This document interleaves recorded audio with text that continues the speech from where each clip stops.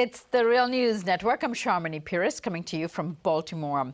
This week, the world leaders will be gathering in New York for the UN General Assembly. And President Donald Trump shall be giving his first speech to the UN Assembly.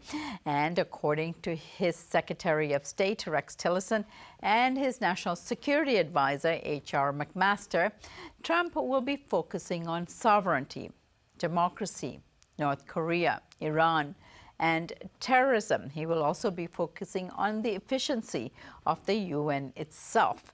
We will have to wait and see whether the disturbingly hawkish views espoused by U.S. Ambassador to the UN, Nikki Haley, will be reiterated by her boss. Also here for the omnibus UN meeting is Israeli Prime Minister Benjamin Netanyahu. He will meet with Donald Trump on Monday to push the U.S. to withdraw from the nuclear accord with Iran, something that he was not able to do under the Obama administration. Joining us today to discuss Trump's upcoming speech before the UN General Assembly, along with Nikki Haley's recent address at the American Enterprise Institute, is Colonel Larry Wilkerson. Larry is the former Chief of Staff to the U.S. Secretary of State, Colin Powell. He is now a distinguished professor at the College of William and Mary in Virginia, and he's, of course, a regular contributor here on the Real News Network. Larry, as always, good to have you with us. Good to be here, Sharmini. Larry, you recently wrote an article which we published on the Real News Network site, and it's titled, "Here We Go Again." In it, you describe Nikki Haley's remarks on the Iran nuclear deal, which you said scared the bejesus out of you. And we have today Netanyahu meeting with President Trump, and he will present a similar argument to President Trump, which is that America's adherence to the Iran nuclear deal cannot solely depend on Iran's compliance with the agreement, but also whether Iran and other policies challenge U.S. national interests and, of course, Israel's national interests. Well, my view on the nuclear deal is they are in technical compliance of the nuclear arrangement. That's why all these sanctions were lifted. But since the nuclear deal has been concluded, what we have witnessed is Iran has stepped up its destabilizing activities in Yemen. It stepped up its destabilizing activities in Syria. It exports arms to Hezbollah and other terrorist groups, and it continues to conduct a very active ballistic missile program. None of that, I believe, is consistent with that preamble commitment that was made by everyone. Can you explain what you meant by, first, here we go again, and second, by this very disturbing view to undo the Iran's nuclear agreement? I think there's a real disconnect between what the previous administration saw with regard to Iran and what, for political reasons or perhaps even national security reasons, one has a hard time telling with this administration, are very different for the Trump administration. That said, let's look at it for a moment from our allies, our friends, and even our enemies in the world, and those who might fall somewhere in between. The United States negotiates in supposedly good faith a diplomatic agreement, signs that agreement, does so in consonance with the other members of the other permanent members of the UN Security Council and Germany, and with a lot of facilitation by the European Union and buy-in by the Union. And the next administration looks as if it's going to abrogate that agreement with no real reason that the rest of the world, predominantly those powers I just enumerated, can understand.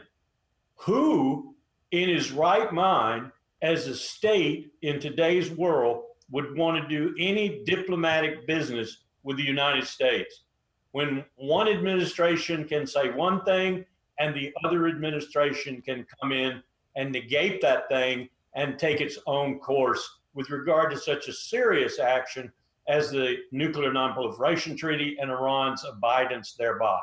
This is incredible what is happening. Larry, let's listen to Ambassador Haley, a short clip of her speaking at the neoconservative think tank, the American Enterprise Institute.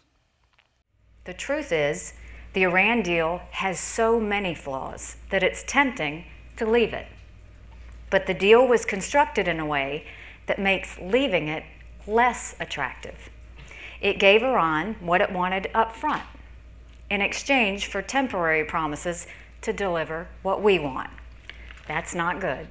Larry, there's various positions coming into convergence here. The position of the U.S., of course, and Israel second, and Saudi Arabia third in terms of pushing back on the Iran's nuclear deal and trying to get Iran in a position where it feels threatened in the region, and of course threatened by all kinds of measures, including more sanctions. Tell us what's going on here. Is the Israeli interest, U.S. interest, and of course the Saudis' interest all converging here? We are looking at a more sophisticated and perhaps more subtle, after all, even pigs learn when they do find some acorns, attempt to do the same thing that was done in 2002 and early 2003, to wit, to convince the American people, we don't even care about the international community anymore, but the American people, or at least the majority of them, or at least the base that voted for Trump, that Iran is in non-compliance with the nuclear agreement, even though we've certified it's in compliance, or, and this is at the same time, that the other activities of Iran, some of which are explicable, very rational, very reasonable even, and some of the activities that are not so reasonable and explicable, but are nonetheless inimical to the United States, are in fact reason to abrogate the most important aspect of a security agreement: nuclear weapons. That's all the diplomacy was about, was nuclear weapons. We never would have achieved the diplomacy and a non-nuclear weapon state in Iran if we hadn't limited to just nuclear weapons. The other issues, like it's constantly said, as Haley did, support for terrorism. Support to terrorism. Iran does not support terrorists of any great width and breadth like Saudi Arabia does, or like, for that matter, other members of the GCC do. Iran supports one group, and that group is called Hezbollah. And we don't like Iran's support of Hezbollah because Hezbollah is the principal enemy, perhaps the most capable enemy, of the state of Israel. So Iran's support of terrorism is pure hokey. Iran supports Hezbollah. Hezbollah as a terrorist organization is a determination that we have made, and we have made it based on certain principles which are reasonable and I can agree with. But let's call a spade a spade. Iran supports Hezbollah. It doesn't support terrorist organizations, plural. The other thing we've talked about is ballistic missiles and Iran's development of ballistic missiles, which is entirely reasonable, entirely explicable, because Iran went through one of the most brutal wars, if not the most brutal war in the region in the last millennium. That was the Iran-Iraq War. And the only way Iran was able to defend itself in a decisive way was with ballistic missiles. Iraq, we must recall, whom we were supporting, rained ballistic missiles on Iran. So I wouldn't fault them at all for developing the only weaponry they can in that sense to defend themselves. Most of the other things with which they might defend themselves, we have sanctioned in terms of their ability to keep them up, to maintain them, to train on them, to use them, and so forth. So it's quite explicable why Iran is doing this. The other things, of course, Iran is doing is it is becoming a major power in what remains of Syria. It is also contesting the brutal Saudi war in Yemen, which we are supporting the Saudis in, I must say, to my disgrace and shame as an American. So you have to look at this from a much more nuanced point of view, a much more sophisticated point of view, which is not what the George W. Bush administration would do with regard to Iraq in 2002 and 3. Instead, we looked at it as possessing weapons of mass destruction. Tony Blair said 45 minutes warning time. We said that it was a threat to its neighbors and a threat to us. We insinuated it was an existential threat. There was no such thing. So while Nikki Haley and her gang have learned to be a little more circumspect, a little more sophisticated, they still are distorting the facts, lying outright. They still are trying to march this country to a position where it does not necessarily need to go. Maybe someday we will. Maybe someday there will be no choice but a war with Iran. But we don't need to go there right now, and we certainly don't need to abrogate the only success that we've had with regard to Iran, which is to stop their nuclear weapons program in its tracks. Larry, in your article, you write, "Here we go again." And this is the title of the piece. And you are reminiscing on these moments in the past administration of George W. Bush. Now, who is advising Trump that you think is problematic here? I did mention off the top that Netanyahu is here. He will be meeting with Trump just prior to Trump's speech tomorrow at the United Nations. Is this a lot of what determines U.S. foreign policy, Israel? It is. And as we discussed within the group that helped President Obama work the JCPOA, the nuclear agreement with Iran, through the U.S. Congress, as we worked with them, we validated our work often with members of Mossad, of the Israeli Defense Force, of the different political parties in Israel, and other experts, retired and active, within their intelligence and their security community in general. And what we found was that in a tone intent way, and oftentimes in an even very straightforward way, these people, even if they were on active duty, so to speak, were in agreement with us and not with Netanyahu about the benefits of the nuclear agreement with Iran. They did have some reservations. They wanted to see, what we were going to do in the interim.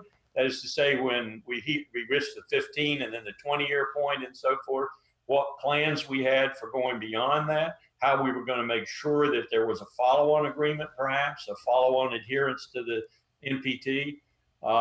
But by and large, they recognized the nuclear agreement as what you might call in a hierarchy of bad choices. In other words, they were all bad, as the better of the bad choices. And they were for the nuclear agreement. Of course, they couldn't, in many cases, be public about this because they would be defying their own government. So here we have Avigdor Lieberman, the Minister of Defense, and Bibi Netanyahu is really the ultra-right-wing Israeli politicians who are trying to hold on to power in their own country and see Iran as an instrument of political use in that regard, and want to make Iran the bugaboo, the security bugaboo. Let's look at what Netanyahu's done with his policy so far. His policy has been to help the United States and others create chaos in the region. And that chaos strategically would mean that Israel was safe, at least for an interim period of time, because all the countries that might bring some kind of harm to Israel, Syria, Iraq, and so forth, would be involved in this chaos. And so Israel would be safe. Well, look at what he got with that strategic objective. He's got Israel into a position where it's in more danger now than it's been since probably 1948 in its founding. He's got countries all around him who are ready and willing, possibly, to challenge him. And not least of which is Iran, which has gained a very much a cheek and jowl chokehold on Syria.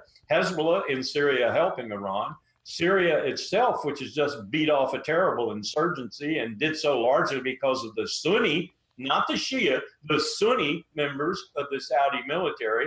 And he's got the Kurds surrounding him, seeking autonomous nature, a state seeking to be independent in Iraq, independent maybe in Syria, and Turkey looking at all of that with aspirations of maybe leaving NATO, making Russia its principal supplier of weaponry, and becoming a neutral country. I mean, Netanyahu's worked a miracle in Southwest Asia.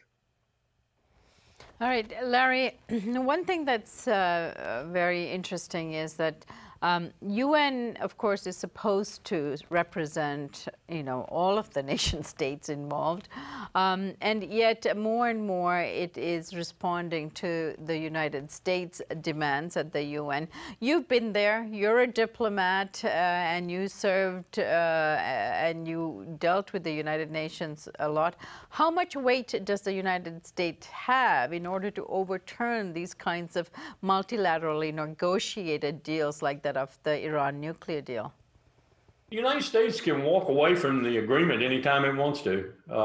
There's no question about that. It's within the president's prerogative to do so. He's got the support of, I think, the majority of the legislature, some Democrats, mostly Republicans. Most of that is based on Israel, too. Don't ask me why Chuck Schumer would be against the deal, except that I would answer in one word: Israel, Israel, Israel. That's 3 words, but the same one thrice. So there's no question that the president can say, I'm out of this agreement. What that does within the UN community and within the global community in general, though, particularly to our allies, is tell them not only are we untrustworthy, not only do we not adhere to agreements that previous administrations have engineered, not only do we feel that Article 5, for example, in NATO is no longer as relevant, if it's relevant at all, certainly not as relevant as it was. Not only do we want to make America great again, but we want to make it great again without anyone else's help and without providing any help to anyone else. But we are also a diplomatic fiasco in all respects. We essentially aren't going to adhere to an agreement that others are signed up to and that we signed up to in good faith. And we're going to do it, we're going to back out for some reasons that the rest of the world's not going to understand. Now, the United Nations is, in some respects, what Donald Trump has alluded to it as being. It's a talking shop. It's a place where people come together, mostly diplomats from all the countries in the world, and they sit down and they talk. But as Winston Churchill said, jaw is a lot better than more war. That's what it was intended to be. And one of the things the American people don't understand about the UN is the UN for years, from its creation on, has been a tool of the United States in many respects. More often than not, we get what we want from the UN, and we get it either by criticizing the UN when we want to and when we know why we're doing it, or we get it with compliance from the UN. But the UN has been as much a tool of American diplomacy in the world and American nefariousness in the world from time to time as any other tool in our toolbox. So to disparage the UN is one thing in terms of political purpose in the United States. It's quite another thing when it comes to the real purpose of the UN and how the US has been used, how the UN has been used by the US from time to time from the Korean War on for its own purposes. Right. And Larry, before we go, we're going to take a look at a clip of Donald Trump today at an ECOSOC meeting talking about how bureaucratic the United Nations is and how it needs reform. Let's have a listen. Yet in recent years, the United Nations has not reached its full potential because of bureaucracy and mismanagement. While the United Nations on a regular budget has increased by 140%, and its staff has more than doubled since 2000, we are not seeing the results in line with this investment. We must ensure that no one and no member state shoulders a disproportionate share of the burden, and that's militarily or financially. We also ask that every peacekeeping mission have clearly defined goals and metrics for evaluating success. Is Donald Trump correct here? Is there a big, large bureaucracy at the UN that's highly inefficient? Well, it sounds like Ronald Reagan without the skills, diplomatic, political, or otherwise. Many of the things he said are true and are true of the United States as well, and also true of the European Union and true of Russia and true of China, true of any great state entity or international organization. And bureaucracy is not a pejorative, Mr. Trump. It is not a pejorative. You can call it the deep state, you can call it the meritocracy, you can call it whatever you want to, but it's what makes the world go around. Not you and your real estate business, not you and your deals with Russia, not you and your deals with the rest of the world building hotels and so forth. That's an important part of the commercial relations of this country and the world. But it's not a part of what keeps war from happening, and it's not a part of what keeps nations talking to one another rather than in conflict with one another. I don't care where you do that or how you do that, you're going to need a bureaucracy. You're going to need people who actually make the trains run on time day after day, and you're going to need resources. Is there corruption in expending those resources? Is there misuse of those resources? Of course, there's the same thing in Washington, the same thing in Moscow, the same thing in Beijing, and so forth. It's the nature of man. If we were angels, we wouldn't need governments. So to criticize the United Nations it's not very productive. What's productive is doing the right kind of talking, bringing the right kind of leverage, bringing the right kind of incentives, doing the right kind of operations, whether they're peacekeeping operations under Chapter 6 or under Chapter 7. And I must differ with Mr. Trump. When you are a country as gifted as the United States is, or as China is, or as Japan is, or some of the other countries that run down that spectrum of OECD countries and countries that are called developed and have more money than they know what to do with sometimes, which is why they have so much corruption, perhaps. You owe something back. You owe something back. I remember when Ronald Reagan restored the UN arrears or paid the UN arrears that the United States owed. That was a dramatic moment. And it was a good moment for Ronald Reagan because he was reasserting the United States support for the concept that is the United Nations. As corrupt and inefficient as that concept may be, it's the only one we've got. And so Ronald Reagan was saying, I'm going to restore the U.S. arrearage. I'm going to pay our dues. It is excessive in terms of the percentage that the U.S. pays as opposed to other countries. But then we owe that back to the world. After all, that's where we made that money in the first place. So I don't see anything wrong with that. I do think efficiency should be attempted. I do think corruption should be rubbed out and so forth. But I think the basic concept of the United Nations as a talking house is solid and sound and has been more in the past half century plus since its founding to the benefit of the United States rather than to its detriment. All right, Larry, I thank you so much for joining us today. Lots of things to think about there. Thank you, Charmin. And thank you for joining us here on the Real News Network.